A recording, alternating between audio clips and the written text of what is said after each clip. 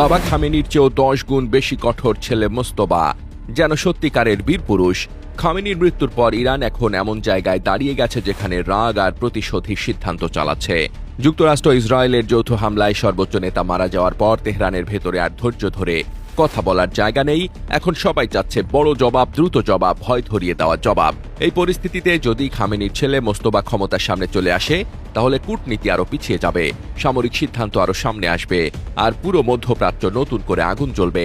কারণ মোস্তফা নাম উঠলেই একটা ধারণা ঘোরে, সে বাবার মতো হিসাবী ধৈর্যের মানুষ নয়, সে বেশি কড়া, বেশি কঠোর, আর ক্ষমতা ধরে রাখতে গেলে আরো ভয়ঙ্করভাবে নামবে। খামেনির মৃত্যুর পর ইরানের ক্ষমতার ভেতরে যে নড়াচড়া শুরু হয়েছে সেটাকে এখন সবাই উত্তরসূরি যুদ্ধ হিসেবেই দেখছে।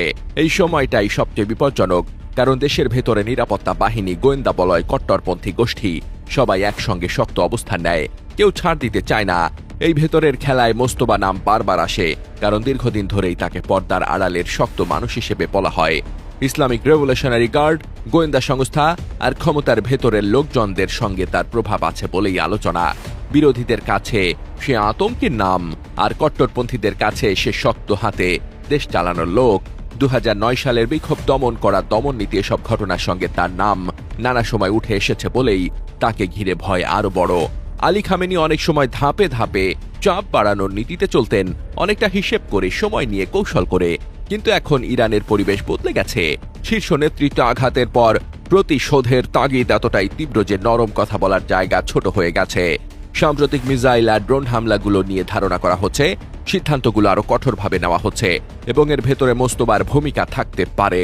যদি সে সামনে আসে তাহলে ইরান আরো আক্রমণাত্মক হবে, প্রক্সি নেটওয়ার্কে আরো জোরে চালাবে, আর যুক্তরাষ্ট্র ইসরায়েলের সঙ্গে সংঘাত আরো বড় হবে। কারণ তখন শেষ কথা হবে শক্তি দেখানো, সমঝোতার চেষ্টা কমে যাবে। এই বদলের প্রভাব শুধু ইরানেই থাকবে না, লেবানন, সিরিয়া, ইয়েমেন, ইরাক এসব জায়গায় ইরানের যে নেটওয়ার্ক আছে সেগুলো আরো সক্রিয় হয়ে উঠতে পারে। উপসাগরীয় দেশগুলোর উপর চাপ বাড়বে, কারণ যেখানেই উত্তেজনা বাড়ে সেখানেই বন্দর, বিমানবন্দর, তেল অবকাঠামো সব ঝুঁকির মধ্যে পড়ে। একই সঙ্গে পারমাণবিক কর্মসূচি আর বিশাল মিসাইল ভান্ডার নিয়ে পশ্চিমা উদ্বেগ আরো বেড়ে যাবে। নতুন নেতৃত্ব যদি কঠোর হয় তাহলে নিষেধাজ্ঞা, পাল্টা চাপ, সামরিক প্রস্তুতি সবই